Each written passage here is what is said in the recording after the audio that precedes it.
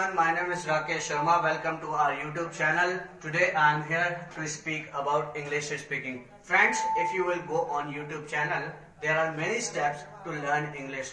There are many teachers are there. They will say, come to my class, I will teach you in 30 days, I will teach you in 15 days. But English is not a cup of tea, people. English speaking is very important and very tough language. But today I am here to give you such kind of points will help you a lot.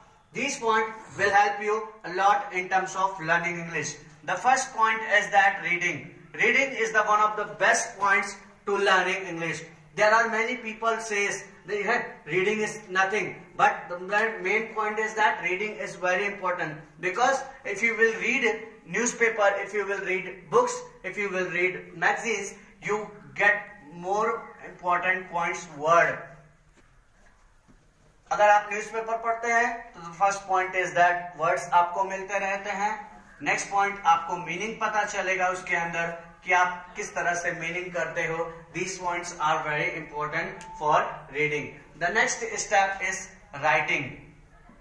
Writing is the one of the best points in terms of speaking English. So how will you write? You can write about introduction. You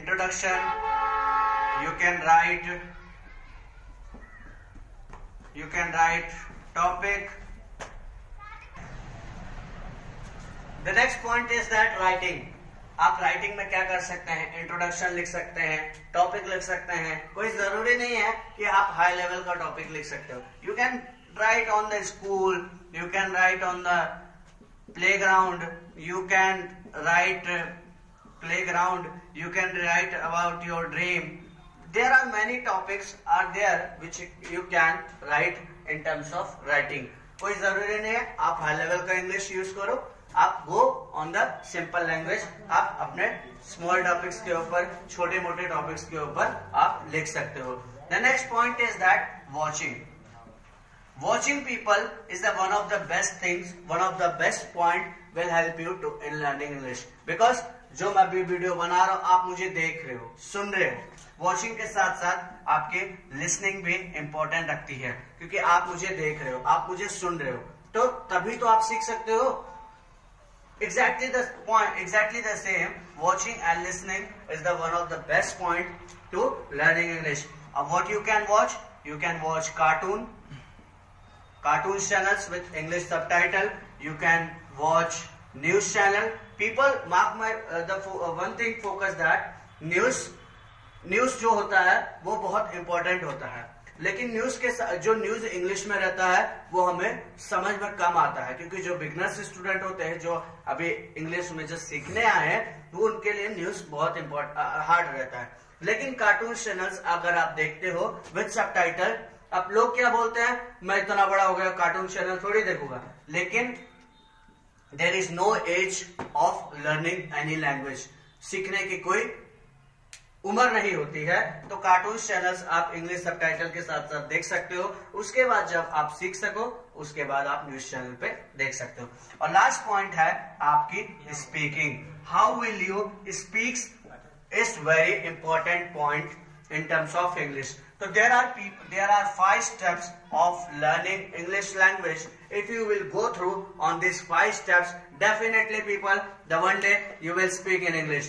हम लोग ने YouTube channel पे बहुत सारे video देखते हैं कि हम इतना ये स्टेप फॉलो करो हम सीख सकते हैं, ये स्टेप फॉलो करो हम इंग्लिश सीख सकते हैं. लेकिन मैं खुद एक इंग्लिश टीचर हूँ, मैं खुद एक मुंबई का पढ़ा लिखा हूँ, लेकिन मैं खुद ये बोलूंगा कि जब तक आप मेहनत नहीं करोगे आपके रंग नहीं लाएगी. अब आपने कोई चीज उसे बो दिया है तो आप बोलोगे तुरंत मुझे हासिल करना है, तो वो चीज पॉसिबल नहीं है. तो उसके लिए भी टाइम लगता है. लेकिन ये स्टेप्स जो मैंने बताया है, reading, writing, watching, listening and speaking, ये 5 स्टेप आप 3 महीने में करके आप इंग्लिश सीख सकते हो. 3 महीने में अगर आपको इंग्लिश सीखना है तो आपको इस स्टेप के द्वारा जाना है. इसके साथ साथ कुछ स्टेप और भी ध्यान देना है जो मैं आपको आगे वीडियो में बताता हूं.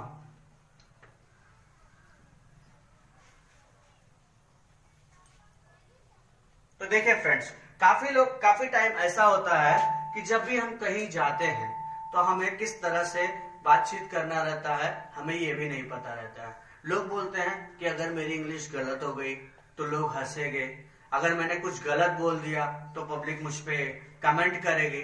अरे तो कौन परफेक्ट लेकर पैदा हुआ होता है? Even I am also teacher, I am also learning, मैं भी सीख रहा हूँ, मैं भी आप लोगों को सिखाने की कोशिश कर रहा हूँ। तो कोई भी परफेक्ट नहीं होता है कोई भी लैंग्वेज में। तो आप ये दिमाग से आप अपने हटा दो कि मतलब I am the best, I am the 100% that know the about the English language. तो मैंने जो अभी स्टेप्स आपको बताया वो आपको हेल्प करेगा इंग्लिश सीखने में। इसके साथ साथ आप दो चीज करो, सिर्फ दो चीज, और उसमें काफी आपको हेल्प मिलेगी इंग्लिश सीखने में। सबसे ज्यादा right more and more topics, more and more topics. सबसे ज्यादा, जितना ज्यादा हो सको आप टॉपिक बनाओ। कोई जरूरी नहीं है कि आप स्किल डेवलपमेंट, पर्सनालिटी डेवलपमेंट, इस तरह का टॉपिक उठाओ। आप बेसिक टॉपिक उठा सकते हो, जैसे my school, my dream, my college, my hobbies. ये सिंपल टॉपिक्स आप उठाओ, इससे आपको काफी हेल्प मिलेगी। और दूसरी चीज टॉपिक है, ज्यादा से ज्यादा आप चैनल पे वीडियोस देखो, न्यूज चैनल्स देखो, कार्टून्स देखो जो इंग्लिश सबटाइटल रहते हैं। कार्टून्स में जो इंग्लिश सबटाइटल फ्रेंड्स जो दिए रहते हैं वो काफी आसान लेवल के होते हैं, तो उससे हमें काफी जल्दी सीखने में हेल्प मिलती है। और इसके साथ साथ आप इंग्लिश में यूट्यूब चैनल पे जाकर आप काफी सारे इंग्लिश वीडियो हमारे सर जी लोग बनाए हैं, तो उसके थ्रू भी आप उसे इंग्लिश सीख सकते हो। लेकिन अगर आपको इंग्लिश सीखना है, अगर आपको इंग्लिश जानना है, तो आप शारदा एजुकेशनल के साथ जुड़े रहिए और हमेशा अपना टाइम देते रहिए। और सबसे मेन पॉइंट्स है read, right, watch, listen, and the final step is that speaking. ये 5 पॉइंट्स अगर आप फोकस देते हैं तो आप इंग्लिश सीख सकते हैं। और इसके साथ साथ आपको ज्यादा से ज्यादा टॉपिक बनाने की कोशिश कीजिए, और ज्यादा से ज्यादा, जितना ज्यादा, क्योंकि हम जो देखते हैं, जो हम सुनते हैं, क्योंकि जो पढ़े रहते हैं वो हम अक्सर भूल जाया करते हैं, लेकिन जो हम देखे रहते हैं, जो हम सुने रहते हैं, वो हम कभी नहीं भूलते हैं। तो इसलिए ज्यादा से ज्यादा आप कोशिश कीजिए टॉपिक्स बनाने की। बेसिक टॉपिक बनाइए, कोई जरूरी नहीं है कि आप एक साथ ही 50 लाइन का पैराग्राफ उठा लीजिए। Take a paragraph on 10 line, 15 lines, just write in Hindi. उसके बाद उसको सब्जेक्ट्स पहचानिए, उसकी वर्ब पहचानिए, उसकी ऑब्जेक्ट पहचानिए, उसका हेल्पिंग वर्ब क्या लगता है। हेल्पिंग वर्ब मतलब कैन, कुड, शुड, ये सब वर्ड्स आते हैं। तो ये सब आप पहले पहचानिए। उसके साथ साथ आपको, जैसे कि मैं यहाँ पर इंग्लिश लिखता हूं, क्या मैं अंदर आ सकता हूं, इस तरह का अगर क्वेश्चन आता है, इस तरह का क्वेश्चन आपसे पूछ सकता है, या पेपर में भी आते हैं, पहली चीज आप क्वेश्चन मार्क लगाना ना भूलिए, क्योंकि सामने क्वेश्चन मार्क वाला पूछा गया सकता हूं। तो आपको क्या बोलना है यहां पर, मे आई कम इन, मे आई कम इन। आप मे क्यों लगाओगे? क्योंकि सकना का तो वर्ड कैन होता है, लेकिन कैन आपको पॉसिबिलिटी के लिए दिखानी है। पॉसिबिलिटी यानी जहां पर आप कंफर्म हो, लेकिन जब आपको किसी चीज की परमिशन लेनी हो तो आप वहां पर मे का यूज करोगे। अब मैंने इसे कैसे बना ले गया, क्योंकि मुझे पता है कि हेल्पिंग वर्ब क्या, इसे हम कहेंगे हेल्पिंग वर्ब, इसे हम कहेंगे सब्जेक्ट, इसे हम कहेंगे वर्ब, और इसे हम कहेंगे प्रीपोजिशन या ऑब्जेक्ट। इस तरह से अगर मुझे ये चीज पता है तो मैं आसानी से बना सकता हूं। ठीक है, इस तरह से अगर पता है। अब जैसे देखते हैं यहाँ पर सेंटेंस बोलते हैं कि आप कहाँ रहते हो। ठीक है, तो आपका ये सेंटेंस आ गया। तो यहाँ पर कहाँ के लिए इंग्लिश होगा वेयर, आपके लिए रहने के लिए डू, और आपके लिए where do you live, where do you live, आप कहां पर रहते हो। तो इस तरह का सेंटेंस अगर आपको सीखना है, इस तरह के पैराग्राफ्स आपको सीखना है, बनाना सीखना है, तो आपको आपकी सब्जेक्ट क्या है वो आपको ध्यान देना है, आपकी हेल्पिंग वर्ब क्या है, आपकी वर्ब क्या है और आपका ऑब्जेक्ट क्या है। इसके साथ साथ आपको एक्स्ट्रा वर्ड्स के ऊपर भी ध्यान देने हैं कि आप एक्स्ट्रा वर्ड्स क्या क्या सीख सकते हो। और अगर एक्स्ट्रा वर्ड सीखना है फ्रेंड्स, तो मैंने आपको पहले बताया कि आप ज्यादा से ज्यादा न्यूज़पेपर और बुक्स के जरिए आप वर्ड्स को फाइंड कर सकते हो। ये वर्ड्स न्यूज़पेपर और वर्ड्स के बुक्स के जरिए आप लोग वर्ड्स देख सकते हो। जैसे कि कोई सेंटेंस में लिख रहा हूं, मैं घर जाने वाला हूं। ठीक है, तो जब कोई भी काम आप करने वाले होते हैं उसके लिए आप इंग्लिश यूज करोगे गोइंग टू। तो आपका ये क्या हो गया, आपका सब्जेक्ट, जाना आपका क्या हो गया वर्ब, और घर आपका क्या हो गया ऑब्जेक्ट।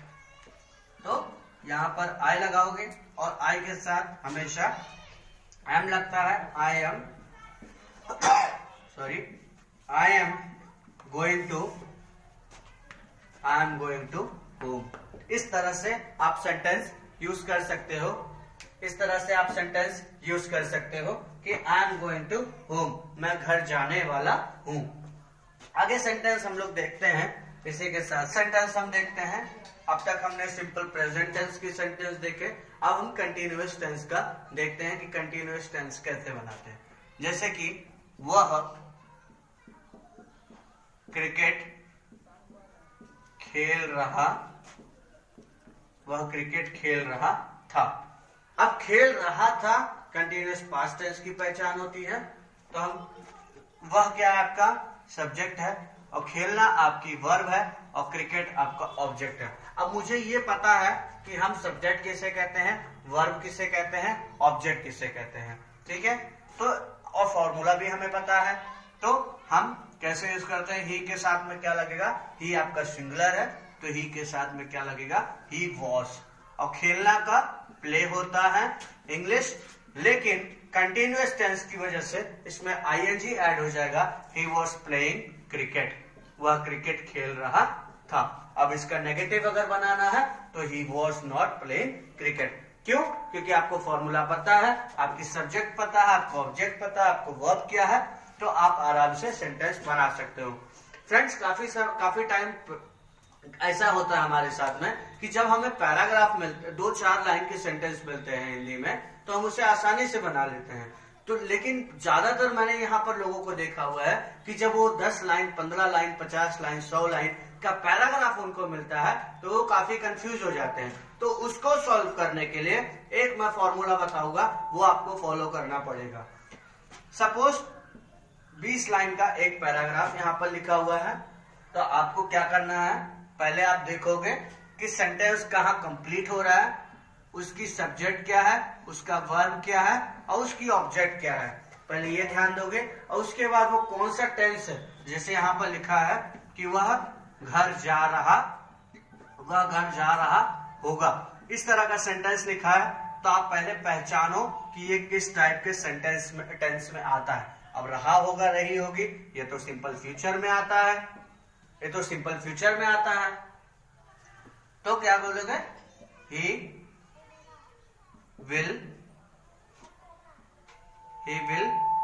सिंपल फ्यूचर में, कंटीन्यूअस फ्यूचर में आता है, तो इसको हमें पता है कि इसको हम सब्जेक्ट कहते हैं, और ये हमारा फॉर्मूला है विल बी, क्योंकि कंटीन्यूअस फ्यूचर टेंस की फॉर्मूला जो होती है subject plus will shall be plus verb की आईएनजी फॉर्म प्लस ऑब्जेक्ट होता है। तो ही विल बी, जाना का इंग्लिश गो, और आईएनजी की वर्ड होगा क्योंकि कंटीन्यूअस है। तो याद रखना दोस्तों, कंटीन्यूअस में हमेशा वर्ब की आईएनजी फॉर्म लगती है। तो he will be going to home. अब देखिए, ये हमने आसानी से सेंटेंस बना लेंगे। क्यों? क्योंकि हमें पता था कि सब्जेक्ट क्या है, वर्ब क्या है, ऑब्जेक्ट क्या है, फॉर्मूला क्या लग रही है, तो हम आसानी से बना लेंगे sentence. Exactly the same people, अगर आप चाहे कितना भी बड़ा पैराग्राफ क्यों ना हो, आपको क्या करना है कि आपको एक एक सेंटेंस की पहचान बतानी है। एक एक सेंटेंस आपको देखना है कि आप सब्जेक्ट क्या है, वर्ब क्या है, ऑब्जेक्ट क्या है, कौन से टेंस की पहचान है, वो आपको हर चीज पे ध्यान देनी है। ठीक है, तो इसके साथ साथ आप लोग आराम से इंग्लिश लैंग्वेज सीख सकते हो और इसके साथ साथ आप लोग आराम से सेंटेंस को कंप्लीट कर सकते हो। तो फ्रेंड्स, आज के लिए इतना ही इंग्लिश स्पीकिंग के बारे में। अब कल से लेकर मैं आपको लाइव क्लास दूंगा और जिन स्टूडेंट्स को यहाँ पर आके लाइव क्लास देखना भी है वो आकर आप ना देख सकते हैं। और आज के साथ साथ मैं इस बात को यहीं खत्म करना चाहूंगा। फिर मिलेंगे नेक्स्ट टॉपिक के साथ में, कोई नए टॉपिक, नए एनर्जेटिक मूड में। तब तक के लिए stay blessed, stay happy, and join always Sharda Educational, and people don't forget to subscribe our channel and like our channel and comment whatever you have doubts। जो भी आपको डाउट्स आप कमेंट सेक्शन में कर सकते हैं, अदरवाइज आप यहाँ पर आके सामने से क्वेश्चंस अपना पूछ सकते हैं। तब तक के लिए धन्यवाद, थैंक यू। स्टॉप कीजिए कौन फ्रेंड्स। तो इसके साथ साथ मतलब जैसा कि आप लोग जानते हैं कि I am a teacher of English and I am trainer of English. तो इसी के साथ साथ मैं आपको एक गीत भी सुनाना चाहूंगा, क्योंकि of course I am professional also as a singer. This songs is dedicated to also English speaking and to ours mother and father. तो ध्यान से सुनेगा। ये प्रार्थना दिल की बेकार नहीं होगी, ये प्रार्थना दिल की बेकार नहीं होगी, पूरा है भरोसा मेरी हार नहीं होगी, पूरा है भरोसा मेरी हार नहीं होगी। सामरे